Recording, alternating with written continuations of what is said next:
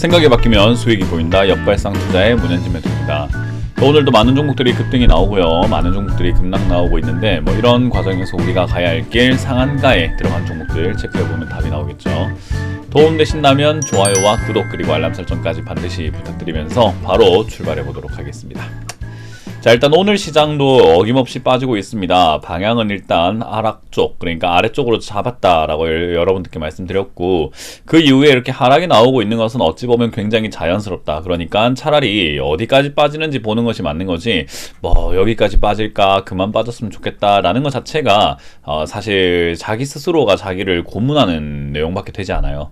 그래서 일단 지금 당장에는 2720포인트, 30포인트, 지난번에 머물렀던 자리가 딱 보이죠? 제 머리 위에 있는데, 이 자리가 멈출 수 있는 자리, 그러니까 약간 지지를 받을 수도 있는 자리라고 해석을 할 수 있고요. 이 자리가 만약에 무너지고 내려간다면 역시나 2440포인트까지 밀릴 수 있는데, 문제는 여러분들께서도 오전에, 아침에 여러분들께서 많이 보실 수 있을 것 같기도 한데요. 예상 체결 지수를 보시게 되면 오늘 아침 예상 체결 지수입니다. 아래쪽으로 내려왔다가 위로 확 올라가는 모습을 확인할 수가 있죠. 그러니까 예상 체결 지수 자체가 밑으로 푹 빠졌다가 올라가는 모습으로 마무리가 되고 있는 거예요. 이게 왜 그러냐면은 아침에 반대 매매가 나오기 때문입니다.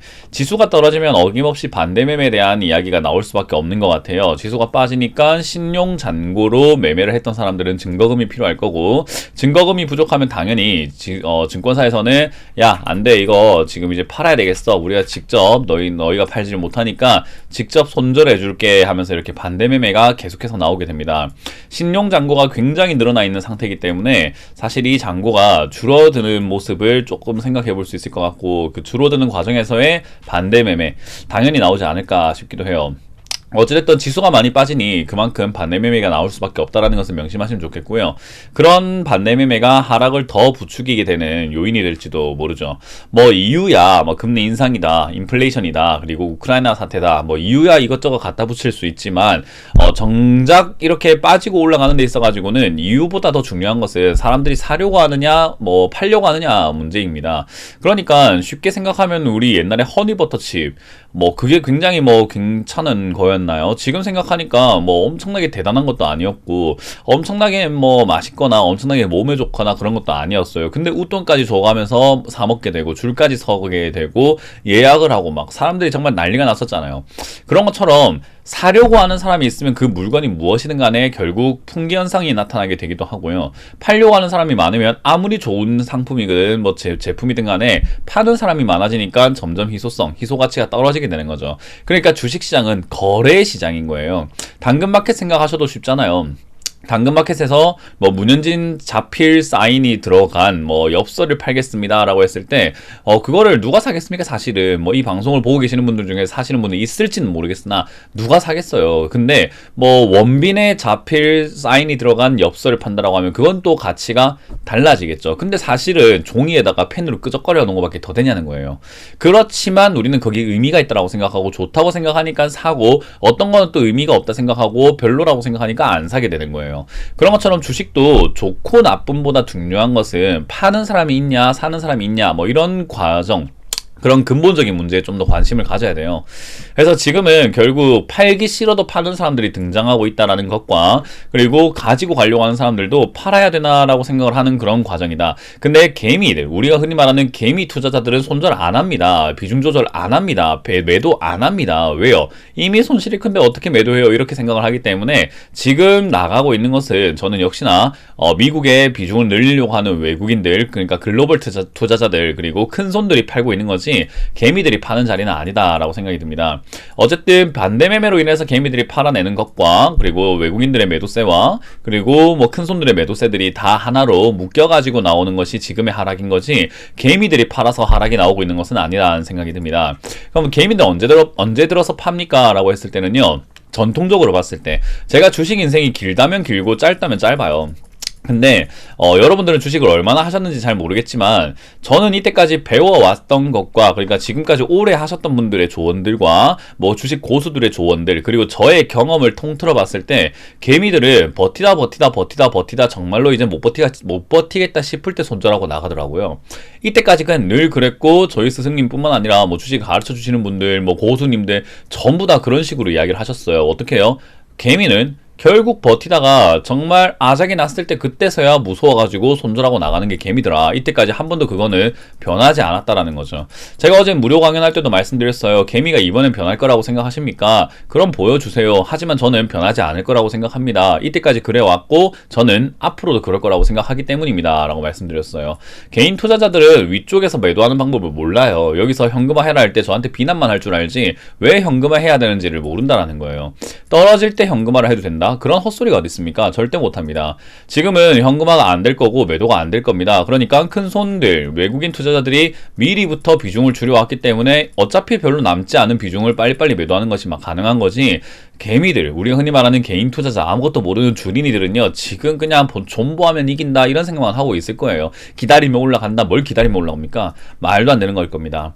어찌됐든 그런 내용들 때문에 지수는 계속 내려가게 될 것이고, 그런 부분들에 있어가지고 개인 투자자들이 털릴 때까지 내려갈 거다라고 저는 생각을 합니다. 그렇기 때문에 저는 2400, 2500 정도까지는 마음을 열어놓는 것이 훨씬 더 좀 더 현금을 적극적으로 활용하기에 좋은 포인트라고 생각하니까 조금 더 자중하고 기다리시는 것이 맞지 않을까. 적어도 이 영상을 보고 계시는 분들 중에서는 경거방동 하시는 분들이 없었으면 좋겠다라고 말씀드리고 싶네요. 일단 오늘 급등 나오고 있는 기업들입니다. 오토앤, 하이스틸이라고 하는 기업들 상한가에 들어가 있는 게 보여지고요. 그리고 10% 이상 올라오고 있는 기업들 엘컴텍, 그린케미칼, 국순당, 그리고 뭐 컴퍼니 K, 대동스틸까지 상당히 많은 기업들이 급등이 나오고 있고요. 뭐 그린케미칼, LX 네트워크스, 컴퍼니 K, 대동스틸은 상한가에 들어갔다가 나올 정도로 잡주들은 좀 강한 움직임을 보여줬습니다.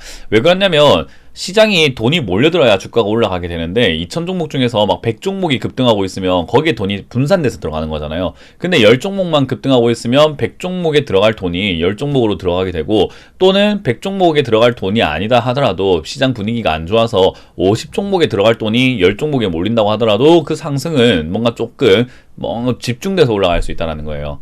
그래서 잡주들이 올라오는 시장에서 우리는 전문가라면 저런 거 사가지고 수익 내야 되는 거 아닙니까? 라고 하는데 저는 그런 말도 안 되는 소리는 좀 안 했으면 좋겠다 생각이 듭니다.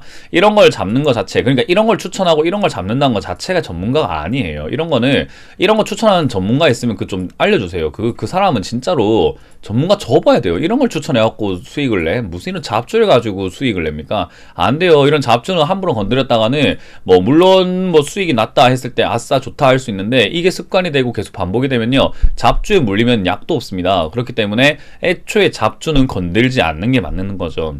그래서 여러분들께서 조금 이렇게 역사가 있고 탄탄하고 테마가 있고 재료가 있고 실적이 있는 그런 탄탄한 기업들을 사가지고 매매를 해야 되는데, 그런 기업들 지금 안 갑니다. 그러니까 사실 많은 분들께서 뭐로 가도 수익만 나면 된다라고 생각하시는데 저는 좀 생각이 좀 달라요. 뭐로 가다 보면은 수익이 나는 것이 아니라 상폐가 되는 종목, 정지가 되는 종목, 정말 골로 가는 종목들 잡을 수 있기 때문에 저는 뭐 아니면 도의 형태로 투자를 하고 싶은 생각은 없습니다. 그래서 이런 기업들은 추천을 하지도, 그리고 사지도 않아야 된다라고 말씀을 드려보고 싶네요. 자, 그 외에도 10% 이상 빠지고 있는, 10% 이하로 빠지고 있는 기업들이 있는데 전부 다 잡주잖아요. 그러니까 잡주가 최근에 급등 나오거나 이렇게 시세가 나왔으면 빠지는 게 맞거든요. 그래서 이런 기업들에서 누군가는 수익을 볼지도 몰라요. 그러나 저는 손실 보는 사람들이 훨씬 많다라고 생각을 하기 때문에 이런 기업들 좀 안 하는 게 맞지 않나라는 생각이 듭니다. 그래서 여러분들께서 좀 생각을 좀 많이 바꿔야 돼요. 지금 요즘 주식시장에서는 많은 분들이 좀 이상하게 투자하시는 것 같아서 저는 조금 갑갑한 마음도 조금 들고 걱정도 많이 됩니다. 진짜 이상하게 하시면은 과정은 좀 즐거울지도 모르고 그냥 기대가 생길지도 모르겠지만 결말이 최악으로 끝나거든요. 그래서 저는 그걸 너무나 많이 봐왔기 때문에, 뻔한데 지금까지 그렇게 안 된 사람을 못 봤거든요. 결말이 즐거웠던 사람, 결말이 아름다운 사람을 본 적이 없어요. 근데도 왜 그런지 진짜로 저는 이해가 안 됩니다. 그래서 이 영상을 보시는 분만큼이라도 제발 그런 투자를 하지 말아주세요. 이제는 지금까지 해오셨다 하더라도 이제는 그만두시길 저는 진짜 간곡히 부탁드려 보도록 하겠습니다. 자, 일단 하이스틸 철강 원자재 단가 인상에 급등 나왔다라고 하는데, 철강 가격은 제 예전부터 2020년 말 정도쯤에 포스코 관련주 사라, 스틸, 뭐 철관, 철강 붙은 기업들 다 사라라고 말씀을 드렸죠. 그때 이미 올라갔었던 기업이었고요. 이제는 다시 한번 올라오는 게 원자재 가격이 다시 올라가고 있다는 건데, 그런 걸 잡기 위해서 금리 인상을 하는 거잖아요. 그러니까 지금은 끝물이에요. 어떻게 보면 막차인 거죠. 금리 인상하기 시작하면 원자재 가격이 잡혀 나갈 가능성이 높습니다. 바로 잡힐 건 아니지만 그래도 어찌됐든 지금의 상승폭이 제한적으로 움직일 수밖에 없다는 거예요.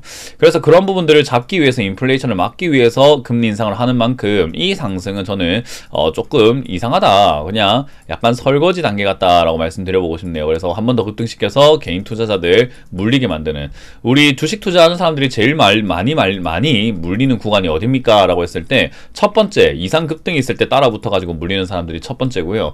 두 번째, 적당히 빠졌다 싶어가지고 들어갔는데 더 빠지는 경우에서 제일 많이 물리고요. 세 번째, 다시 올라올 때 다시 기대감을 가지고 지난번에 수익 냈던 사람들이 또 들어오거나, 지난번에 물렸던 사람들이 비중을 더 실어버리거나, 지켜보던 사람들이 지금이라도 하면서 들어오면서 마지막까지 물리게 됩니다. 그렇게 물리게 되면 이제 약도 없는 상태가 만들어지는 거죠. 그런 사태가 만들어지는 마지막 단계라고 생각이 드니까 잡지 않는 것을 추천드려보도록 하고, 매도를 하시는 것이 옳겠다. 상한가 풀리는 날 절반 매도, 그리고 상한가 풀리고 더 가면 조금 더 보유하시고, 더 가지 못하면 바로 매도하시는 것을 추천드려봅니다. 그리고 오토엔이 급등 나오고 있죠. 오토엔 지금 상장 이후에 상한가 두 방 빵빵 가고 난 다음에 한번 밀리고 다시 한번 상한가 가 있는 건데요.